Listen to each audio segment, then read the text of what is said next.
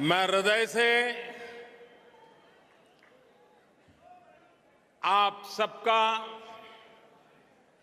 धन्यवाद करता हूं।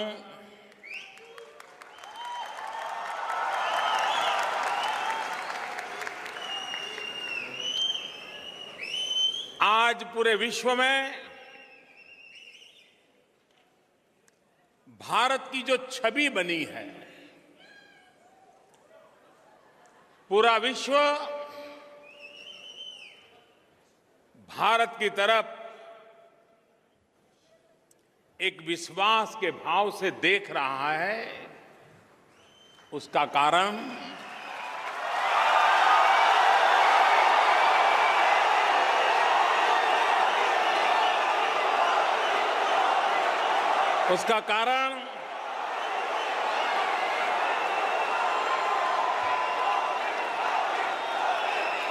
उसका कारण मोदी नहीं है, उसका कारण विदेशों में बसे हुए आप मेरे भारतीय भाई बहन हैं।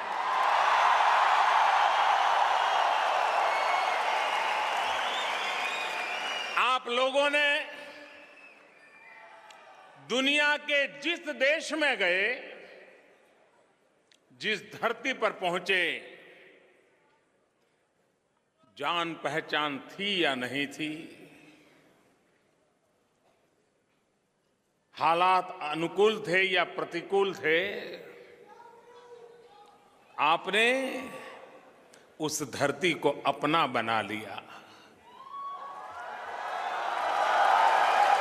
आपने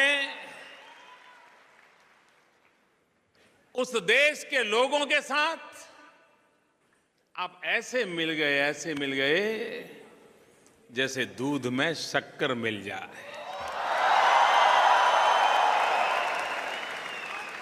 हम कभी सुना करते थे, पढ़ा करते थे इतिहास में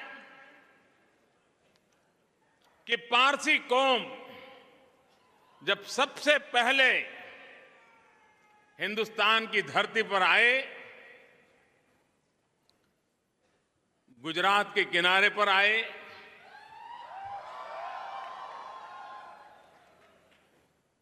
और उस समय के हिंदू राजा थे जदी राणा।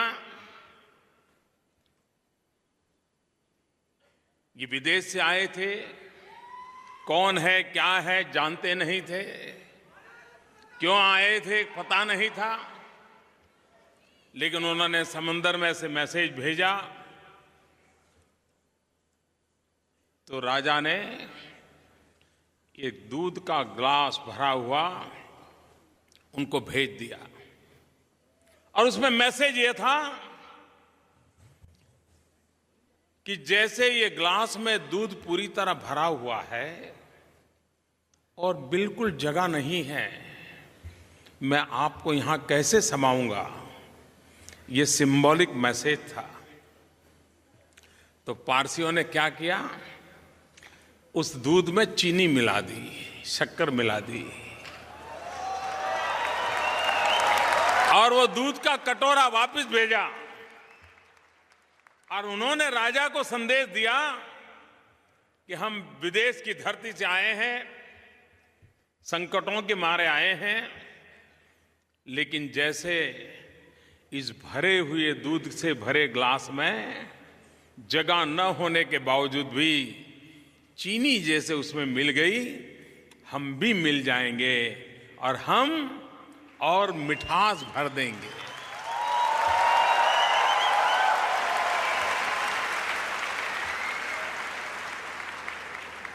हिंदुस्तानी भी जहां गया उसने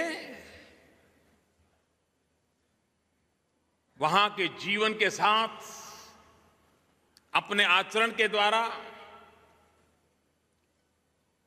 अपने व्यवहार के द्वारा उस समाज में वैसे घुल मिल गया कि हर किसी को वो अपना लगने लगा। दुनिया के कई देशों से पता चलता है कि अगर अड़ोस पड़ोस में कोई इंडियन आता है तो खुशी महसूस करते हैं, उनको लगता है अच्छा भाई कोई इंडियन हमारे पड़ोस में है। और वे अपने बच्चों को प्रेरित करते हैं कि जरा तुम इंडियन बच्चों से दोस्ती करो।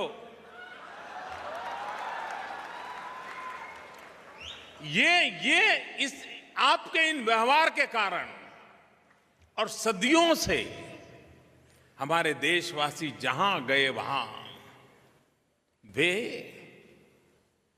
एक अपनापन की महक लेकर के गए, अपने बनकर के रहे, हर किसी को गले लगा करके रहे।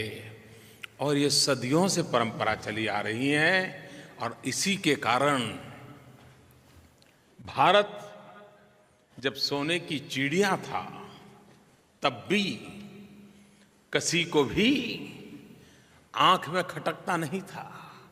और हमारे बुरे दिन आए तब भी किसी ने हमें हरदुत नहीं किया था, अपमानित नहीं किया था, क्योंकि सदियों से हमारे लोगों ने ये प्यार, ये अपनापन, इसी का मूल मंत्र लेकर के, और हमने सिर्फ शास्त्रों में पढ़ा था ऐसा नहीं, वसुधैव कुटुंबकम, ये वेद काल से हमारे यहां उद्घोष चला रहा है। लेकिन भारतीयों ने सच्चे अर्थ में वसुधैव कुटुंबकम, whole world is one family,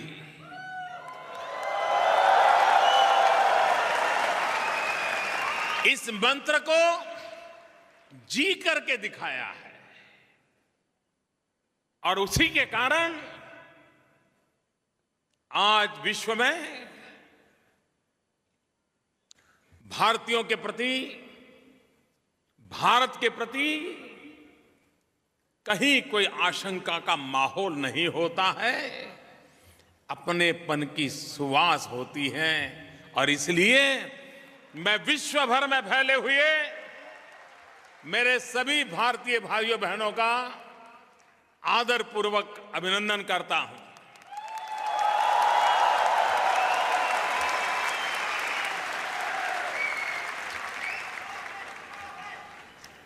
मैं गत मार्च महीने में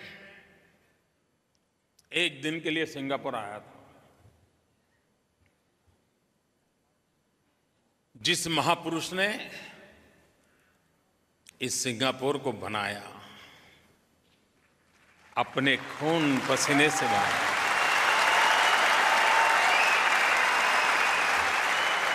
अपने आप को खपा दिया,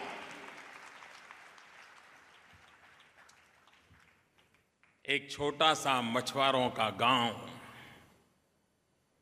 आज विश्व के समृद्ध देशों की बराबरी कर रहा हो, ऐसा सिंगापुर बन गया।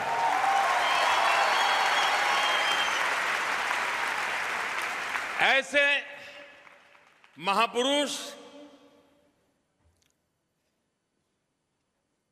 स्वर्गीय ली कुआन यू,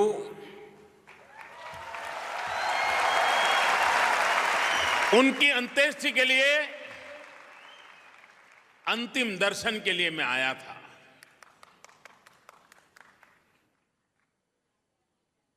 जब सिंगापुर को याद करते हैं तो एक विश्वास पैदा होता है। हां,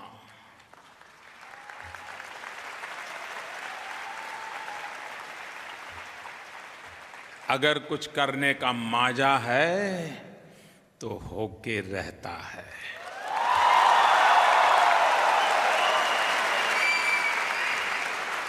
अगर सपने हैं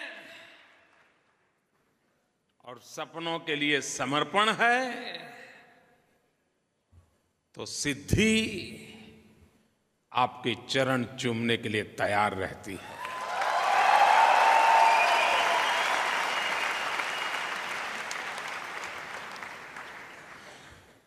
प्रसिद्धि और सिद्धि में बहुत बड़ा फर्क होता है। कुछ भी करने का प्रसिद्धि तो मिल जाती है, लेकिन सिद्धि के लिए तो सिर्फ तपस्या यही एक मार्ग होता है। और जिन्होंने प्रसिद्धि का रास्ता अपनाया है वो कभी कुछ सिद्धि नहीं कर पाए हैं। कुछ पल तक, कुछ समय तक सुर्खियों में जगह बना सकते हैं, लेकिन धरती पर बदलाव नहीं ला सकते हैं।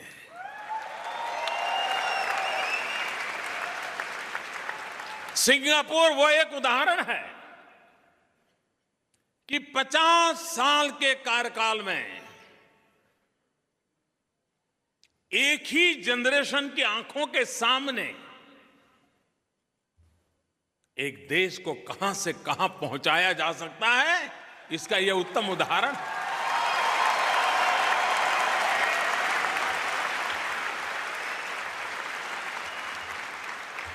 भारत महान देश है, भारत विशाल देश है, 125 करोड़ देशवासियों का देश है, सब कुछ है। फिर भी सिंगापुर से बहुत कुछ सीखना भी है।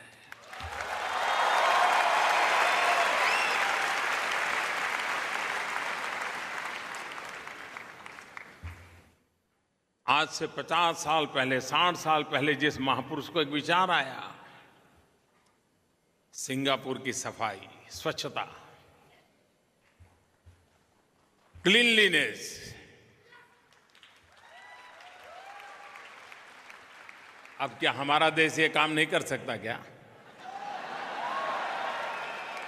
करना चाहिए कि नहीं करना चाहिए? यहां के नागरिकों की भूमिका है कि नहीं है? और मुझे महात्मा गांधी जीवन भर एक बात के लिए बड़े आग्रही थे, स्वच्छता के लिए। और वो तो यहां तक कह दिया था कि मुझे आजादी और स्वच्छता दोनों में से पहले प्राथमिकता देनी है तो मैं स्वच्छता को दूंगा।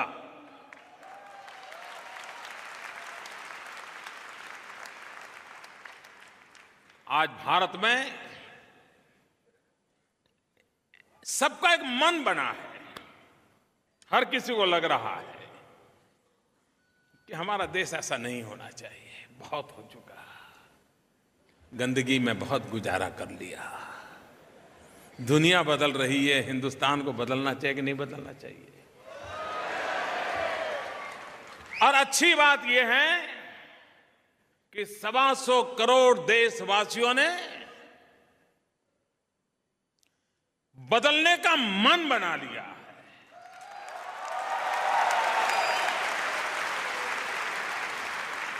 कोई देश न सरकारों से बनते हैं न सरकारों से बढ़ते हैं। देश बनते हैं जन जन की इच्छा शक्ति से, जन जन की संकल्प शक्ति से, जन जन के पुरुषार्थ से, जन जन की त्याग और तपस्या से। पीढ़ियां खप जाती हैं तब एक राष्ट्र का निर्माण होता है।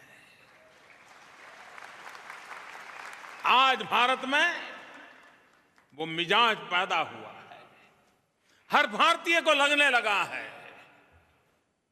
हम देश को आगे बढ़ाएंगे, देश को आगे ले जाएंगे।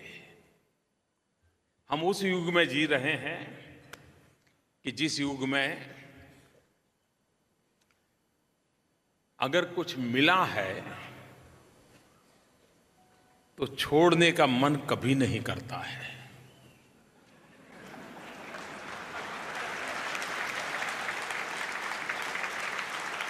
हम ट्रैवल करते हो और ट्रैवल करते समय हमारी सीट रिजर्व हो, हम सीट पर बैठे हो, बगल की सीट खाली हो, हमने अपने बैग वहां रख दी हो, अखबार रख दिए हो, कोई सामान रख दिया हो, वो सीट अपनी नहीं है, लेकिन किसी और को आने में देर हुई है, हमने सब रखा है। और जब वो आ जाए तो ऐसा मन खट्टा हो जाता है, किसी और का है, हमारा नहीं था, लेकिन कुछ पल के लिए उपयोग करने को मिला, वो भी छोड़ने का मन नहीं करता है।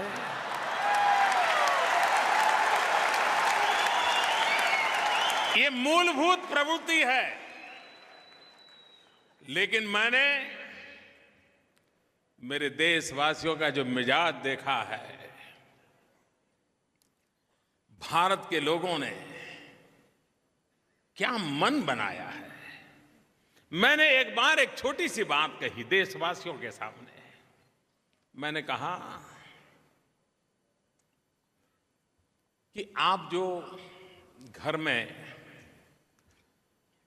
गैस का चूल्हा जलाते हैं, वो जो गैस का सिलेंडर आता है उसमें करीब 500 रुपया सरकार सब्सिडी के रूप में देती है।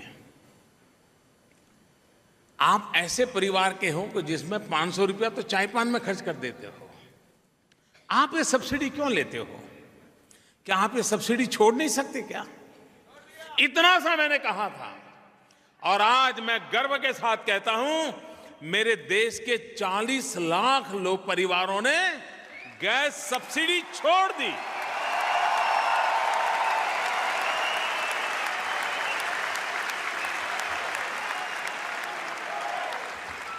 बगल की कुर्सी ना छोड़ने का जो मन रहता था, वो आज सब्सिडी छोड़ने के लिए तैयार हो जाता है।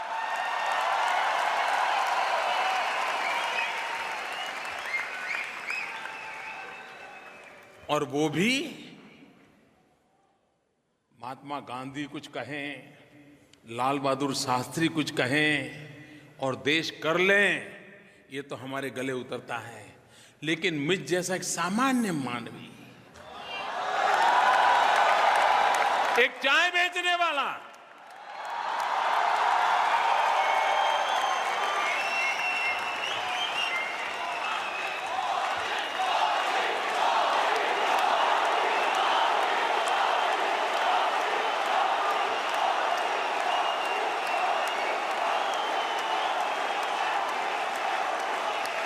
ये देश के सामने एक बात रखे और मेरा देश इस बात को सर आंखों पर उठा ले, तब मेरा मन कहता है ये देश नई ऊंचाइयों पर जाकर के रहेगा। ये देश, स्वामी विवेकानंद जी ने जो सपना देखा था कि मैं मेरी भारत माता को विश्व गुरु के रूप में देख रहा हूं, मैं विश्वास से कहता हूं कि अब हिंदुस्तान विवेकानंद जी के सपनों को साकार करने के लिए सज्ज हो चुका है।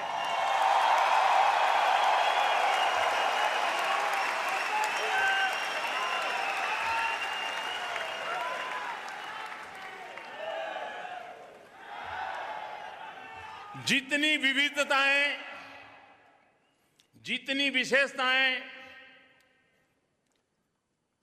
जितने किंतु परंतु हिंदुस्तान में है, उतने ही सिंगापुर में है।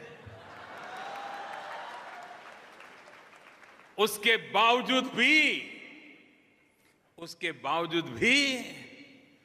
हर कोई सिंगापुरियन है। हर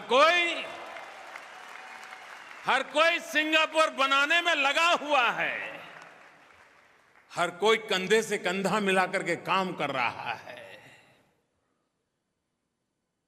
हम भी इस बात में सिंगापुर से बहुत कुछ सीखना चाहते हैं।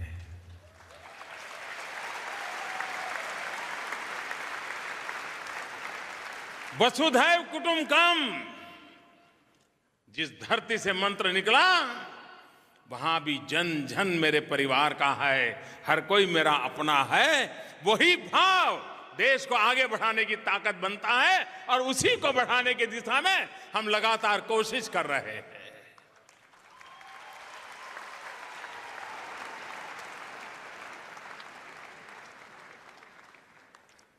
सारी दुनिया को किस प्रकार से हिंदुस्तान की तरफ, मैं पिछले दिनों विश्व के बहुत सारे नेताओं से मिल रहा हूं। मैं जब चुनाव के मैदान में था तो मुझे पत्रकारों ने पूछा था कि आपकी विदेश नीति कैसी होगी, और मैं देख रहा था कि चुनाव के समय पत्रकार बहुत बुद्धिमान होते हैं।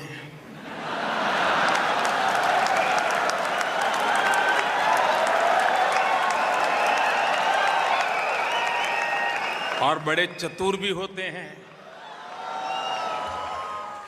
तो जब मैं चुनाव अभियान करता था तो उनको मालूम था कि मोदी की वीकनेसेस क्या है, वो बराबर लेकर के आते थे। तो उनको लगता था कि ये गुजरात जैसे छोटे राज्य में काम करता है, इसको हिंदुस्तान का कोई अनुभव नहीं है, विदेश का तो सवाल ही नहीं है।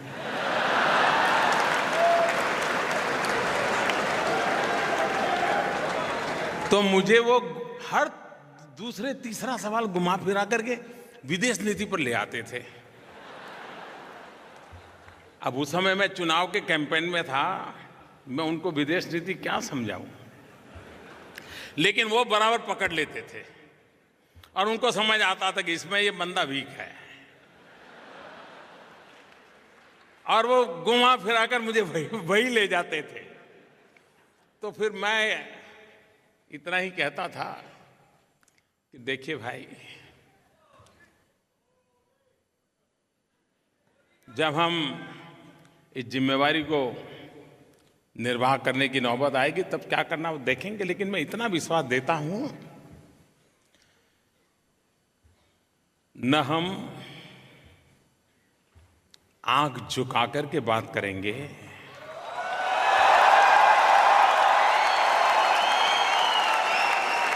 और न ही हम आंख दिखा करके बात करेंगे। हम दुनिया से आंख मिलाकर बात करेंगे।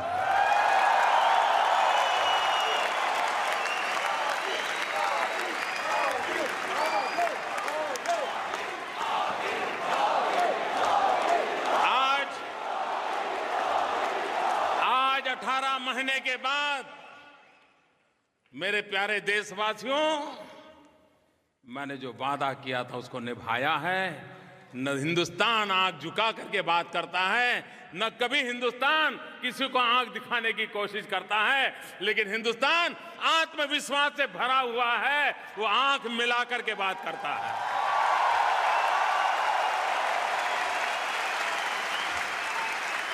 बराबरी से बात करता है, और उसका एक परिणाम भी है।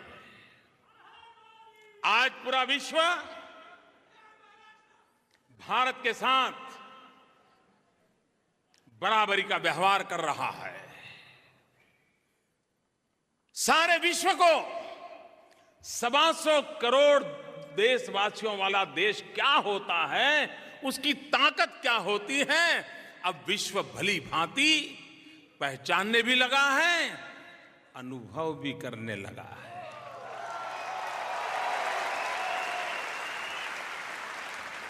अब विश्व ये नहीं सोचता है कि भारत एक बहुत बड़ा बाजार है, हम अपना माल बेचने के लिए पहुंच जाएंगे। वो सोच बदल चुकी है। अब उसको लगता है मौका मिल जाए तो हिंदुस्तान के साथ पार्टनरशिप कर लें, भागीदारी कर लें। और ये अनुभव आ रहा है इन दिनों, हर क्षेत्र में ये अनुभव आ रहा है। भारत में विदेश का पूंजी निवेश, एक बात निश्चित है, यहां बैठा हुआ कोई व्यक्ति ऐसा चाहता है कि हिंदुस्तान जैसा है वैसा ही रहे? कोई चाहता है? हर कोई चाहता है ना देश में बदलाव आए, हर कोई चाहता है देश आगे बढ़े, हर कोई चाहता है देश आधुनिक बने, हर कोई चाहता है देश से गरीबी मिटे, हर कोई चाहता है देश में नौजवान को रोजगार मिले। इस काम को पूरा करना है तो जहां से जो शक्ति मिले वो लेनी चाहिए कि नहीं लेनी चाहिए? अगर परिवार में कोई बीमार है और विदेश की दवाई से काम चलने वाला है तो लानी चाहिए कि नहीं लानी चाहिए? बीमारी ठीक करनी चाहिए कि नहीं करनी चाहिए? भारत में भी बहुत बड़ी मात्रा में विदेशी पूंजी की जरूरत है, फॉरेन डायरेक्ट इन्वेस्टमेंट की आवश्यकता है। और जब मैं एफडीआई कहता हूं तो मेरे दिमाग में एफडीआई एक साथ दो विषय लेके चलती है। दुनिया की नजरों में एफडीआई है फॉरेन डायरेक्ट इन्वेस्टमेंट, लेकिन उस समय मेरे दिमाग में है फर्स्ट डेवलप इंडिया।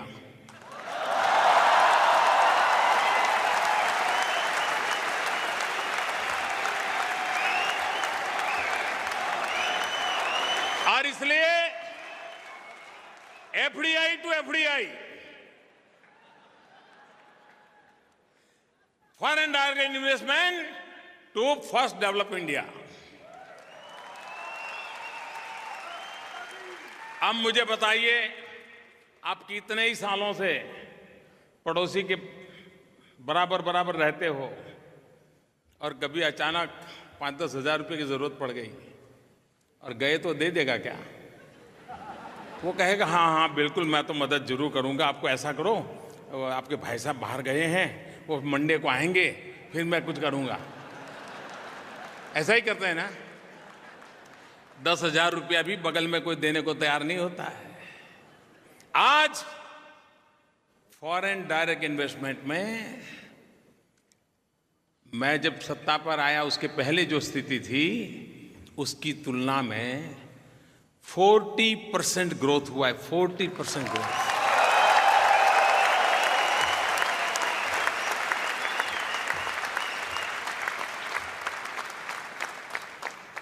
हमें ये रुपयों की क्यों जरूरत है?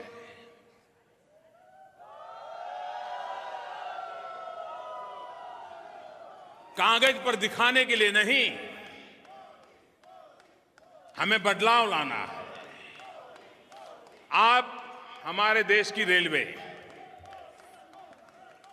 मुझे बताइए, रेलवे का इतना बड़ा नेटवर्क, इतना बढ़िया नेटवर्क, दुनिया के कई देश जिसकी जनसंख्या है उससे ज्यादा लोग हमारे यहां एक समय रेल के डिब्बे में होते हैं।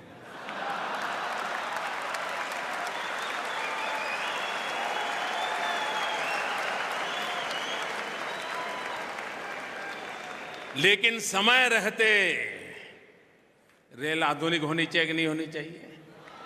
स्पीड बढ़नी चाहिए कि नहीं बढ़नी चाहिए? रेल की लंबाई बढ़नी चाहिए कि नहीं बढ़नी चाहिए? सेवाएं सुधरनी चाहिए कि नहीं सुधरनी चाहिए? अगर दुनिया के पास टेक्नोलॉजी है, दुनिया के पास पैसे हैं, दुनिया के पास भारत एक अवसर है, तो हमने मौका देना चाहिए कि नहीं देना चाहिए? मैं आज दुनिया में जो देश रेलवे के लिए काम कर रहे हैं उन सबसे मिला हूं। मैं कह रहा हूं आइए, आधुनिक से आधुनिक टेक्नोलॉजी लाइए।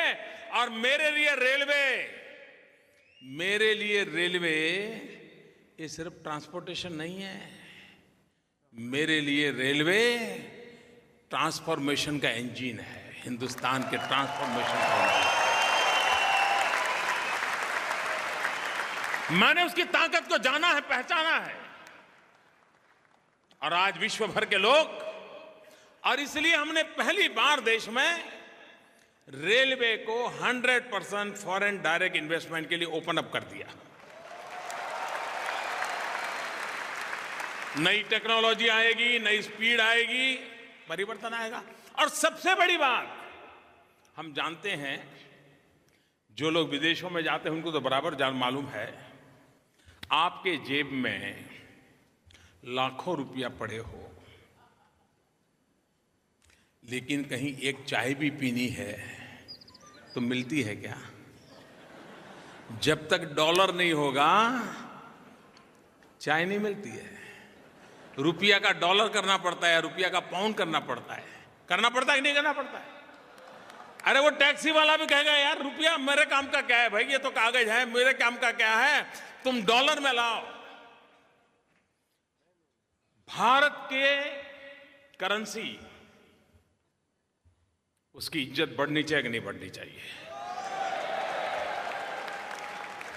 विश्व भारत की करेंसी को भी उतना ही सम्मान दे, या हम चाहते कि नहीं चाहते? पहली बार लंदन के स्टॉक एक्सचेंज में रूपी बॉन्ड के लिए हम लोग आगे बढ़े। रेलवे के लिए अब रूपी बॉन्ड दुनिया का कोई भी व्यक्ति रुपयों में इन्वेस्ट कर सकता है और उसको रुपयों में वापस मिल सकता है। ये रुपये की इज्जत का कमाल है। वरना या तो गोल्ड चलता था या डॉलर या पाउंड चलते थे। आज दुनिया के बाजार में हम रुपये के रूप में एंटर कर रहे हैं जी।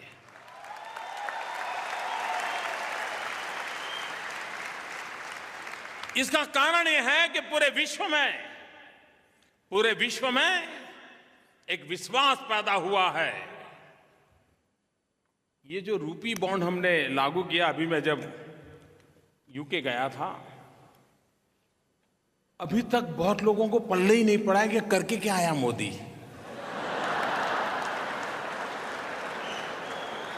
अब आज मैं समझा रहा हूं तो शायद चर्चा शुरू होगी।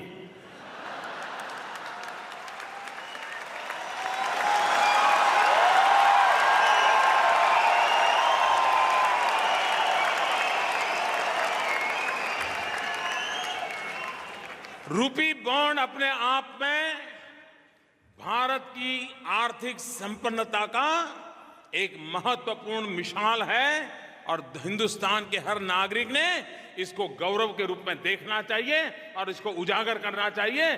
तभी तो भारत की ताकत बढ़ती है।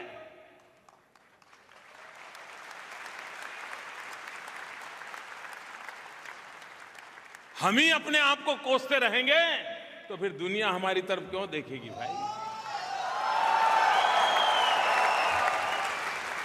और इसलिए आत्मविश्वास के साथ एक समाज के रूप में विश्व के सामने हमारी एक पहचान बने, ताकत खड़ी हो,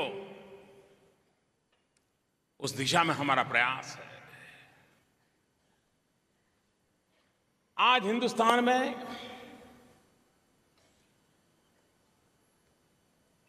रक्षा के क्षेत्र में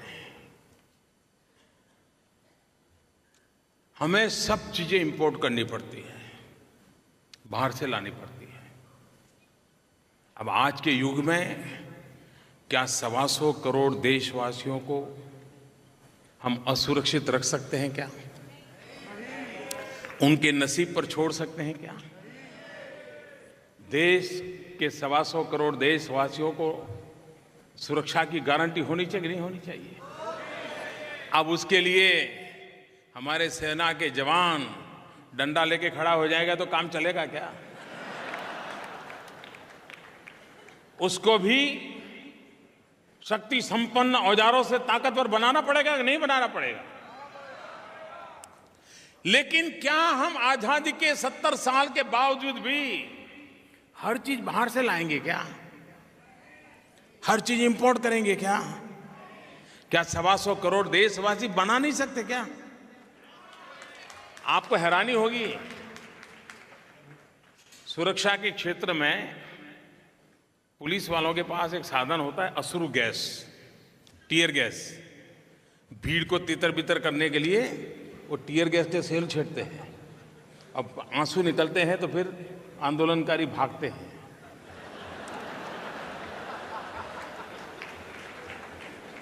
हम रोने के लिए भी बाहर से लाते हैं।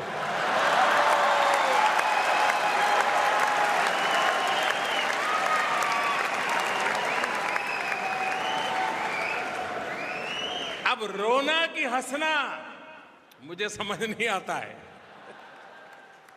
ये स्थिति बदलनी चाहिए। भारत का बहुतेक धन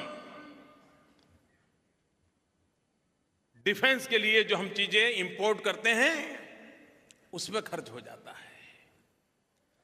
भारत के पास नौजवान है, भारत के पास टैलेंट है, भारत के पास रॉ मटेरियल है, भारत की आवश्यकता है। क्यों न हमारे डिफेंस इक्विपमेंट हिंदुस्तान में क्यों नहीं बनने चाहिए?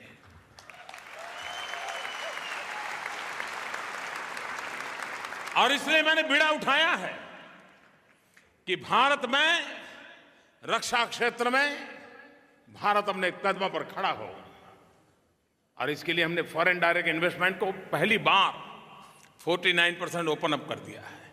और हमने ये भी कहा है कि अगर उत्तम कक्षा की टेक्नोलॉजी अगर उसमें इन्वॉल्व है तो हम उसको 100% फॉरेन डायरेक्ट इन्वेस्टमेंट के लिए ओपन अप कर देंगे। लोग आएंगे, भारत में पूंजी लगाएंगे, और भारत के नौजवान शस्त्रास्त्र बनाएंगे, वो हमारी भी रक्षा करेंगे, और कहीं भेजना है तो भेज भी पाएंगे।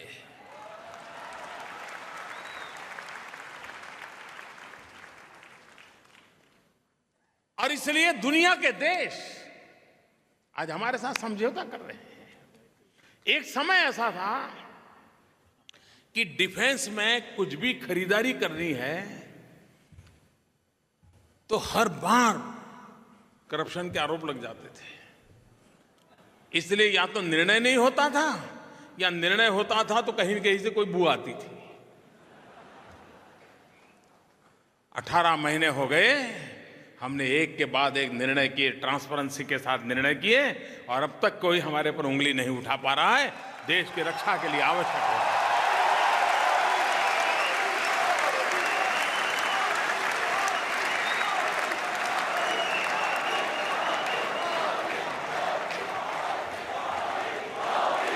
हमारा देश दुनिया में जिन देशों के पास समृद्धि है उनके सामने कठिनाई भी है। दुनिया के बहुत देश ऐसे हैं जो आर्थिक संपन्नता की ऊंचाइयों पर पहुंच चुके हैं, लेकिन उस देशों में बुढ़ापा घर कर गया है, जवानी नहीं बची है।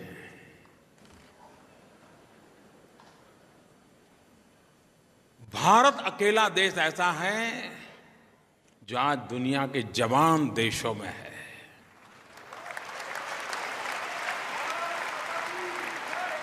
भारत की 65% जनसंख्या,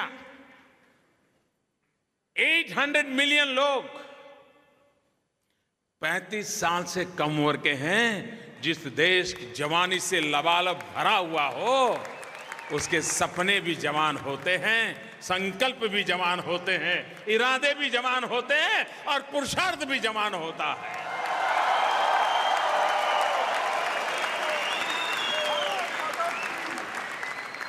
हमें डेमोग्राफिक डिविडेंड मिला हुआ है, लेकिन ये ताकत में तब बदलेगा जब हमारे नौजवान के हाथों में हुनर हो, स्किल हो, रोजगार के अवसर हो। अगर वो नहीं है तो ये 35 साल की कम उम्र का नौजवान लंबे समय तक इंतजार नहीं कर सकता है। और इसलिए देश को ये 65% नौजवान हैं, उनकी शक्ति को भारत के निर्माण में लगाना है। और इसलिए हमने अभियान चलाया स्किल डेवलपमेंट, और स्किल डेवलपमेंट में सिंगापुर का आईटीज उसके साथ मिलकर के हम काम कर रहे हैं। हम जर्मनी जिसने स्किल डेवलपमेंट में काम किया है उसके साथ काम कर रहे हैं। हम यूएसए के साथ काम कर रहे हैं। दुनिया के देशों से जिन्होंने स्किल डेवलपमेंट में महारत हासिल की है, उसके पास जो उत्तम है उसको हम लाना चाहते हैं। और फिर उसमें हमारे लोग उसमें तो ताकतवर है, जोड़ देंगे नया।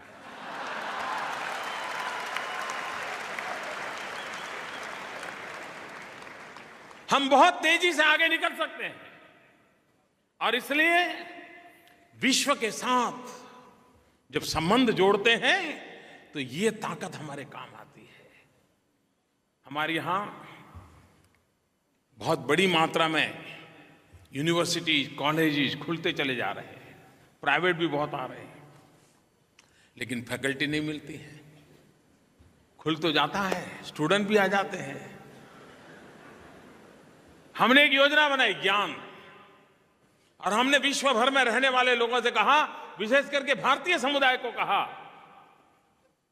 कि आप जब आपके यहां मौसम खराब रहता हो, बड़ी कड़ाके की ठंड रहती हो, बर्फ रहता हो, तकलीफ से गुजारा करना पड़ता हो, तो उस समय आप भारत चले आइए।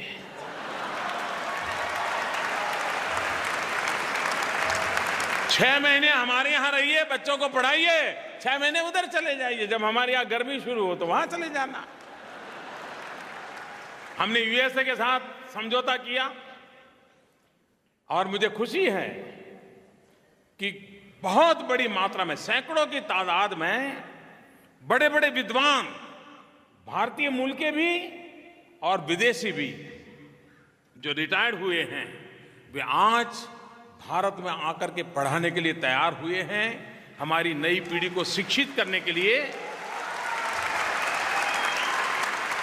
कहने का मेरा तात्पर्य यह है कि मेरी कोशिश यह है कि दुनिया में जो श्रेष्ठ है वो हिंदुस्तान में होना चाहिए,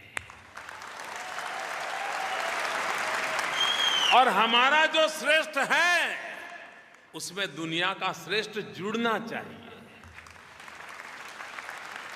और इसलिए हमारी कोशिश ये है कि हमारा देश,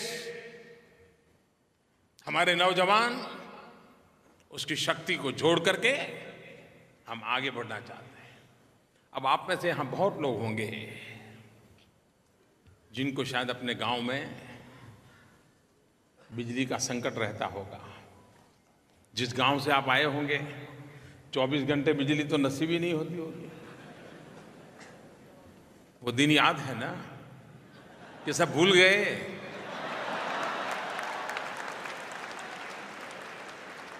आजादी के 70 साल के बाद क्या मेरा देशवासी, उसे बिजली मिलनी चाहिए कि नहीं मिलनी चाहिए? 24 घंटे बिजली मिलनी चाहिए कि नहीं मिलनी चाहिए? उसको मोबाइल फोन तो मिल जाता है, लेकिन चार्जिंग के लिए दूसरे गांव जाना पड़ता है।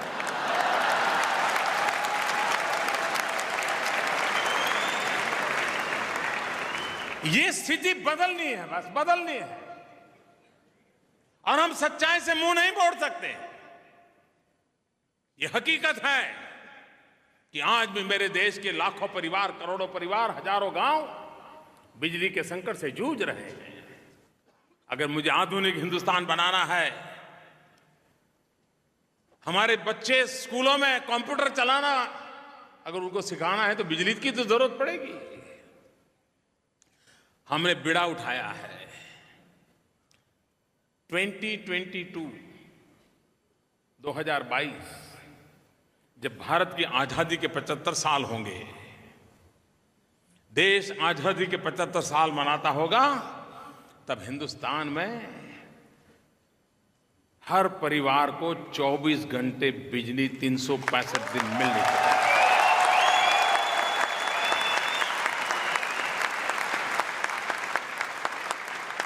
अब एक तरफ दुनिया ग्लोबल वार्मिंग के कारण परेशान है, दुनिया दबाव डाल रही है कि कोयले से बिजली पैदा मत करो।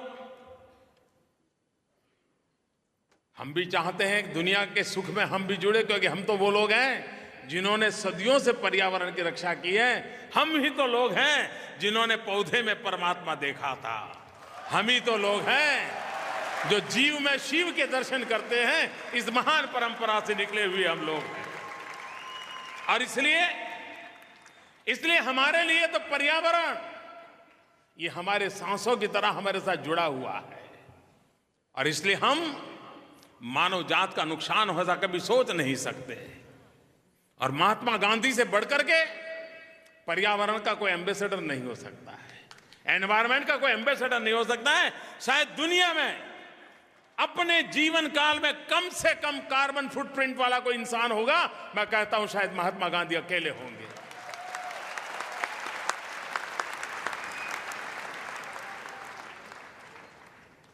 और इसलिए हम ऊर्जा तो चाहते हैं, लेकिन दुनिया के लिए संकट भी पैदा करना नहीं चाहते। भारत ने सपना देखा है 2030 तक 40% बिजली वे नॉन फॉसिल माध्यम से होगी, कोयले के माध्यम से नहीं होगी।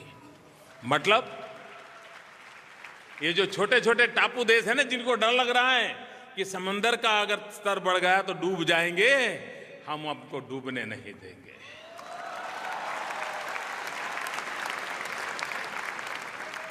हमसे जो हो सकता है वो हिंदुस्तान करेगा, क्योंकि हम वसुधैव कुटुंबकम वाले हैं। और इसलिए न्यूक्लियर एनर्जी चाहिए, रिन्यूएबल एनर्जी चाहिए, हाइड्रो चाहिए, सोलार चाहिए, विंड चाहिए, बायोमास में से निकलना चाहिए। अब ये चीजें हैं जो खर्चीली हैं। हम अगर न्यूक्लियर एनर्जी में जाना चाहते हैं, हमें यूरेनियम चाहिए। यूरेनियम इसलिए नहीं मिलता है कि आपको जरूरत है या आपके पास पैसे हैं।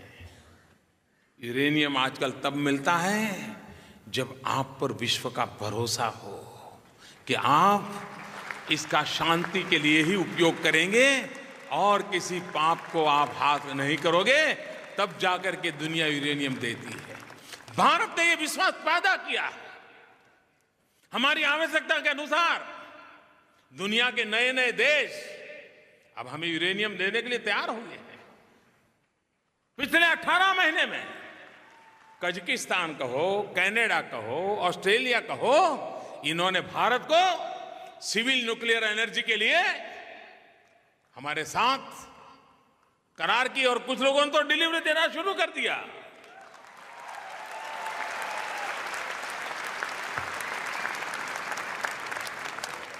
हम भारत के लोग जब बिजली की बात करते हैं तो ज्यादा से ज्यादा पहले तो यूनिट पे चर्चा करते थे, कितने यूनिट बिजली, कितना दाम वगैरह। थोड़ा आगे बढ़े तो हम मेगावाट पर सोचने लगे, इतना मेगावाट, इतना मेगावाट। भारत ने कभी बिजली के क्षेत्र में मेगावाट से आगे सोचा ही नहीं।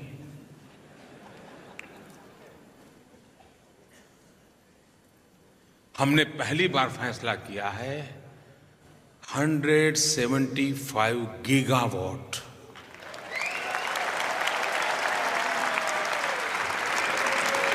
175 गीगावाट रिन्यूएबल एनर्जी।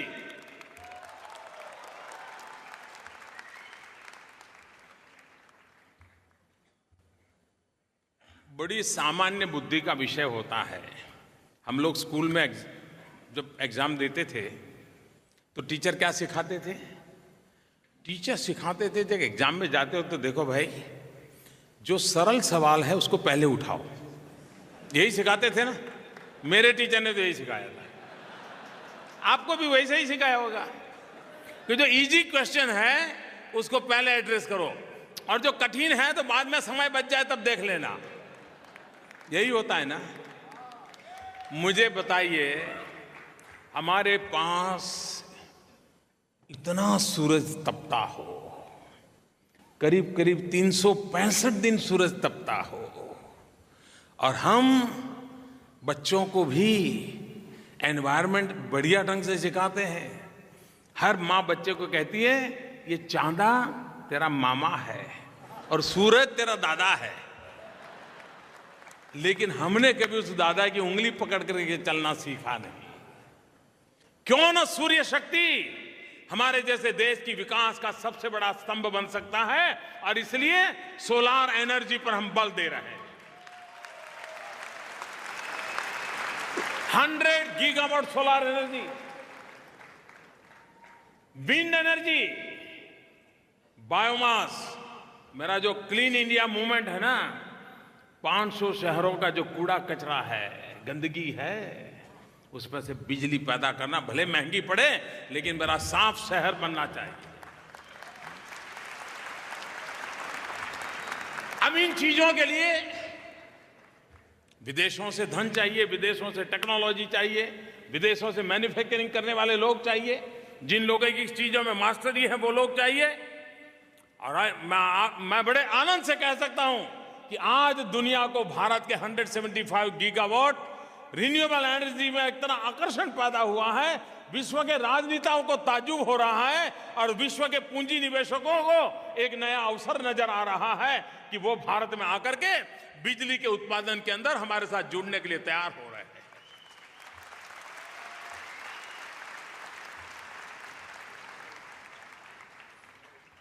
दुनिया के साथ संबंध होते हैं, वो संबंध गुड़ी गुड़ी बातों से नहीं होते हैं। विश्व या तो आपका लोहा मानता है या विश्व अपनेपन की भाषा समझता है।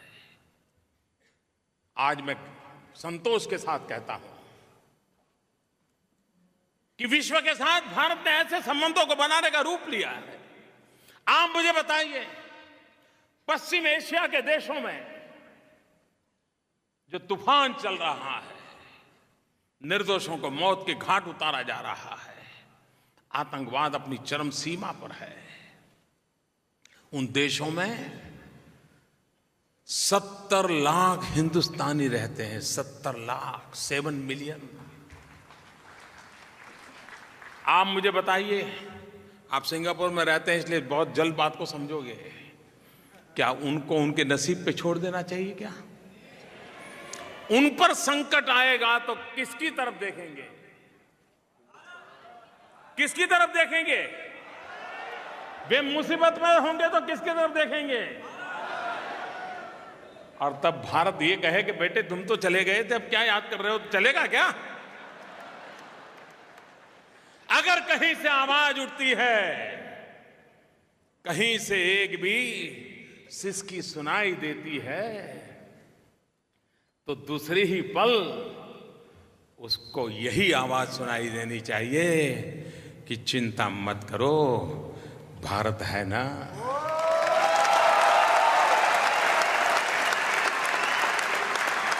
कहीं पर भी सिसकी सुनाई दे, उसको यही आवाज सुनाई देनी चाहिए, हाँ भारत है ना। और एक बार उसके कान में स्वर गूंजता है, वो निश्चिंत हो जाता है, ठीक है संकट के बादल आए हैं लेकिन मेरा देश मुझे बचा लेगा। और तब ये विश्व के रिश्ते काम आते हैं, संबंध काम आते हैं। यमन हो, इराक हो, हजारों की तादाद में हमारे भारतीय भाई बहन फंसे थे। इवन हमारी केरल की नर्सिस बहनें जीवन और मौत के बीच वो पल उन्होंने कैसे बिताए होंगे, हम कल्पना कर सकते हैं। लेकिन विश्व के साथ जो संबंध जुड़े हैं, दुनिया के कुछ देशों से प्रार्थना की, देखिए इस पर क्या मदद कर सकते हो। और मैं आज संतोष कैसे कह सकता हूं कि उन देशों ने हमारी इन बच्चियों को लाकर के केरल तक पहुंचाने में हमारी भरपूर मदद की।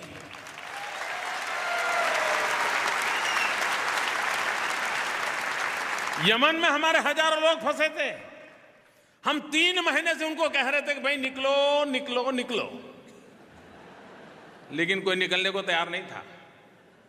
ये बाहर जो रहते नहीं, इतनी बात ध्यान रखे भाई, इतना हम समझाए वो नहीं वो तो साथ देखा जाएगा, क्योंकि इतने प्यार से रहते थे, इतनी निकटता थी कि उनको कभी शक ही नहीं था कि कोई मुसीबत आ सकती है। लेकिन चारों तरफ बम्बार्डिंग शुरू हुआ। हमने दुनिया के कुछ देशों के लोगों के साथ मैंने फोन पर बात की, और आज मैं संतोष के साथ कहता हूं कि दुनिया के उन देशों ने हमारी मदद की और हम हजारों की तादाद में हमारे सभी यमन में फंसे हुए नागरिकों को लेकर के वापस आए।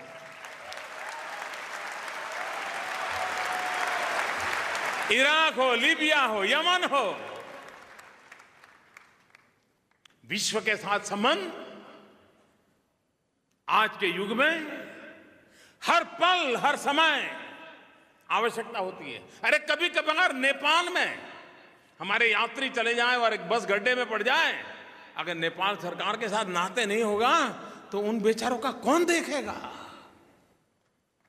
विश्व के साथ संबंध बनाने का प्रयास, और फॉर्मेलिटी से नहीं चलता है। आज युग बदल चुका है, जीवंत नाता होना अनिवार्य होता है, और तब जाकर के हमारे देशवासियों की जिंदगी जब दांव पर लगी हो तब वो संबंध काम आ जाते हैं और उनकी जिंदगी बच जाती है।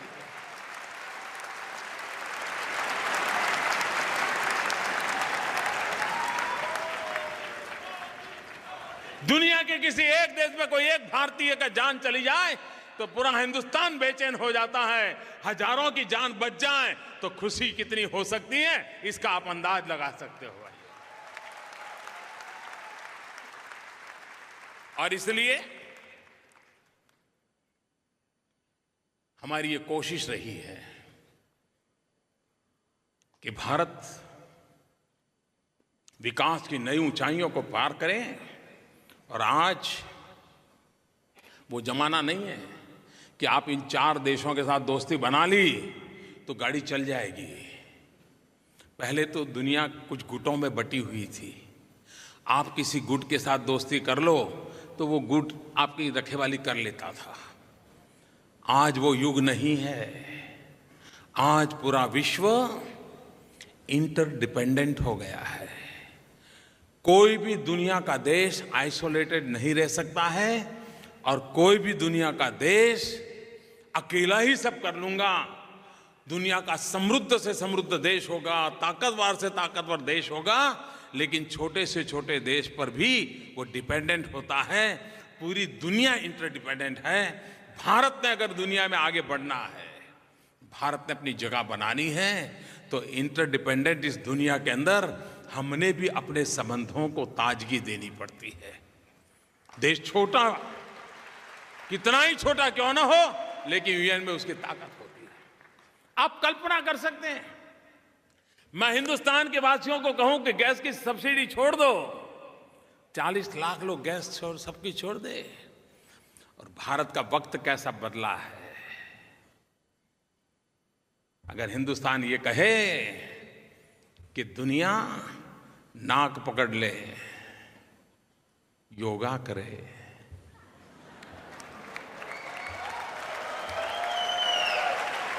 हमने किसी को कान पकड़ने के लिए नहीं कहा है। 21 जून को पूरा विश्व अंतर्राष्ट्रीय योगा दिवस बनाए। कौन भारतीय होगा जिसको इस बात का गर्व नहीं हुआ होगा? भाइयों बहनों,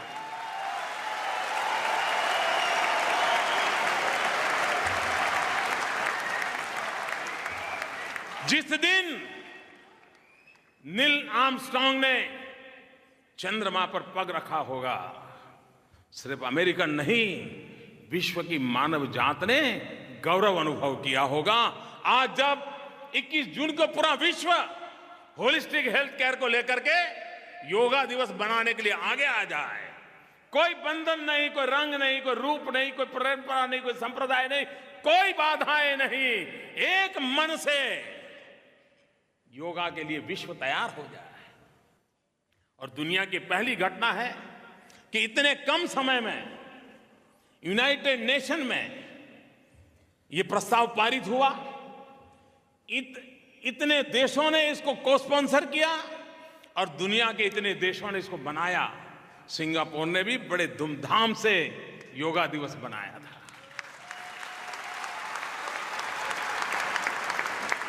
अब ये मोदी को योगा लाया है क्या? ये तो था ही था, लेकिन हमें हमारे में भरोसा नहीं था, इसलिए हम संकोच करते थे। यार किसी को कहेंगे और पता नहीं वो नाक चढ़ा देगा और पता नहीं इनकार कर देगा। तो अगर हमारा अपने आप में विश्वास हो तो दुनिया हमारे साथ चलने के लिए तैयार होती है। दुनिया भी शांति की तलाश में है, दुनिया भी संतोष की तलाश में है। कोई तो आए जो उंगली पकड़ करके चलाएं। दुनिया चलने के लिए तैयार है और भारत आज तैयार हुआ है, विश्व के साथ कंधे से कंधा मिला करके तैयार हुआ है। चल सकता है भारत।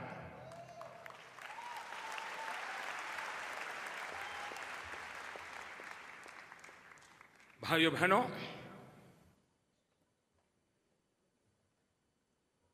मेरा एक ही काम लेकर के मैं निकला हूं।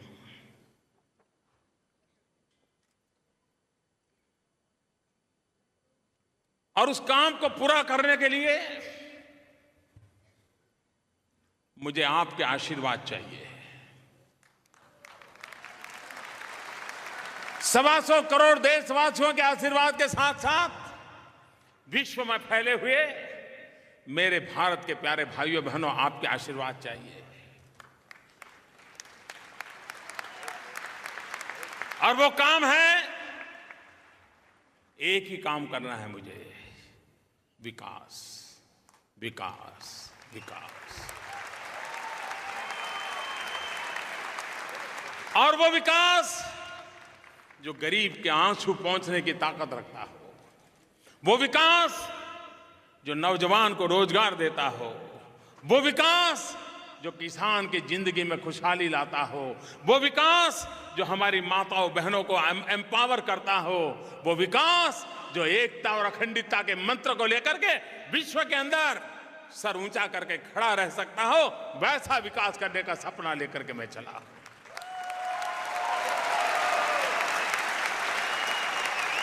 भारत आगे बढ़े इतना काफी नहीं है, भारत आधुनिक बने ये भी उतना ही आवश्यक है।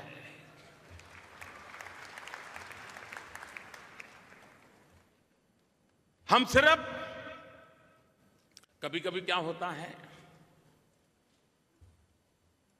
आप देखा होगा, किसी सीनियर सिटीजन को आप मिलोगे, 70 साल की उम्र हो गई होगी, 80 साल की उम्र हो गई होगी, पोते पोती नमस्ते करने जाएंगे तो वो क्या करता है, आओ बैठो, देखो मैं जब 30 साल का था ना तो मैं ऐसा करता था। अब वो बच्चों ने ये बात 10 बार सुनी होती है,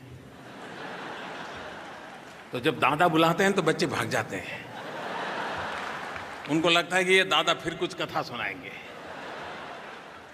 ऐसा हम देखते हैं, परिवार के जीवन में हम सब देखते हैं। बालक भी लंबे समय तक पुराने पराक्रमों को सुनने के लिए तैयार नहीं।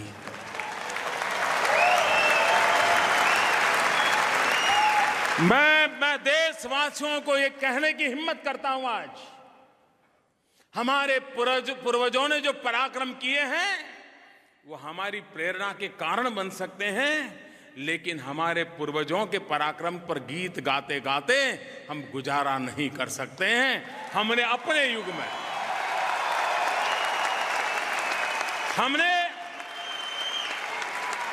पूर्वजों के पराक्रम से प्रेरणा लेकर के अपने वर्तमान को भी उज्जवल करना है और भविष्य की मजबूत नींव डालना, ये हमारा दायित्व बनता है। सिर्फ महान संस्कृति, महान परंपरा, 5000 साल का उज्जवल इतिहास, इसी के गीत गाते रहें और हम पड़ोसी को कभी पानी भी पिलाने को तैयार ना हो, ऐसा कभी मेरा देश नहीं हो सकता है। और इसलिए पूर्वजों के पराक्रम, महान संस्कृति, महान परंपरा, उसकी जो उत्तम चीजें हैं उसको हमें प्रेरणा लेनी है, लेकिन अपने पसीने से वर्तमान को घड़ना है, अपनी इच्छा शक्ति से भविष्य की मजबूत नींव डालनी है, ताकि आने वाली पीढ़ी ये न कहे कि आपके पूर्वजों ने तो बहुत करके गए, तुम बताओ बेटे तुमने क्या किया। ये सवाल का जवाब देने का हमारे में हौसला होना चाहिए। ऐसा हिंदुस्तान बनाना चाहिए। अपने सामर्थ्य से, अपने पराक्रम से, अपने पुरुषार्थ से, अपने त्याग से, अपनी तपस्या से हमने हमारे देश को बनाना चाहिए, हमने हमारे देश को आगे बढ़ाना चाहिए और हमारे जो मूल्य हैं, सांस्कृतिक विरासतें हैं, उसको विश्व को परिचित कराना चाहिए।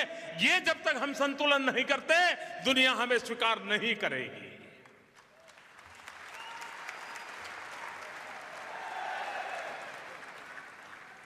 मुझे विश्वास है कि विकास के इन सपनों को लेकर के जो हम चल रहे हैं उसमें आपका पूरा पूरा योगदान रहेगा।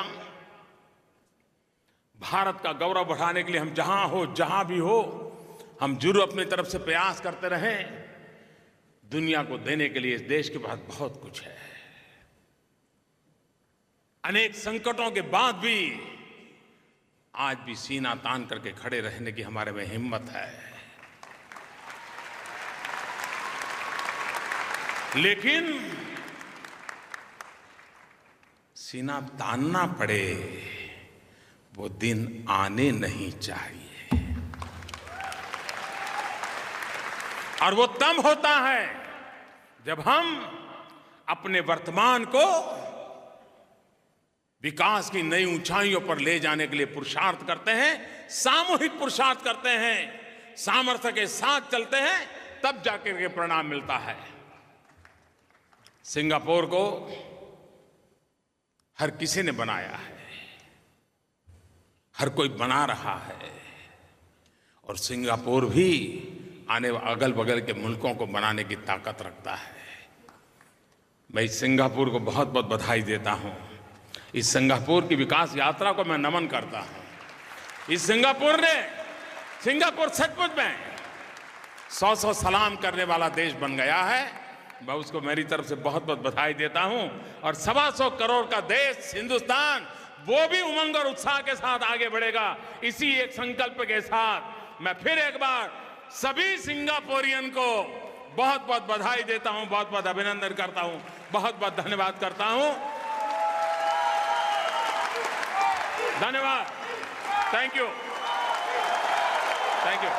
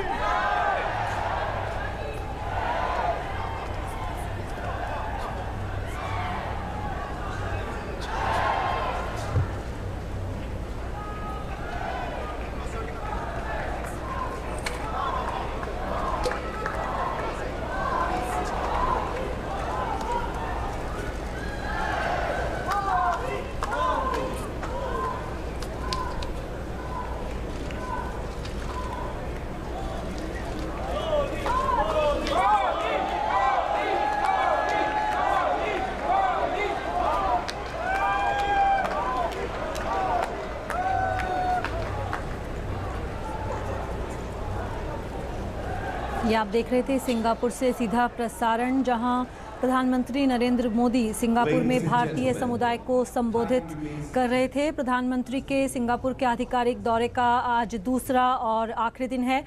अपने संबोधन में प्रधानमंत्री ने सिंगापुर के लोगों को धन्यवाद दिया। उन्होंने कहा कि भारत की जो नई वैश्विक छवि है उसका श्रेय एनआरआईज को जाता है। उन्होंने कहा कि दुनिया आज भारत को विश्वास के नए भाव से देख रही है। प्रधानमंत्री ने कहा कि सिंगापुर से भारत बहुत कुछ सीख सकता है, जिसमें स्वच्छता सबसे अहम है। भारत को स्वच्छता पर सिंगापुर से काफ़ी कुछ सीखना है। उन्होंने कहा कि भारतीयों ने पूरे विश्व में अपनापन फैलाया है। प्रधानमंत्री ने कहा कि अगर सपने हैं तो सफलता ज़रूर मिलती है। उन्होंने कहा कि आज का हिंदुस्तान आत्मविश्वास से भरा हुआ है। प्रधानमंत्री ने पर्यावरण को बचाने पर जोर दिया और कहा कि पर्यावरण को बचाने के लिए जो हो सकेगा वे करेंगे। उन्होंने विश्व स्तर पर भारतीय मुद्रा को सम्मान दिलाने की भी बात कही। उन्होंने कहा कि भारत विश्व स्तर पर भारतीय रुपए को सम्मान दिलाने के लिए प्रयासरत है। अंत में प्रधानमंत्री ने कहा कि पूर्वजों के पराक्रम से प्रेरणा लेकर अपने वर्तमान को वे उज्जवल बनाना चाहते हैं।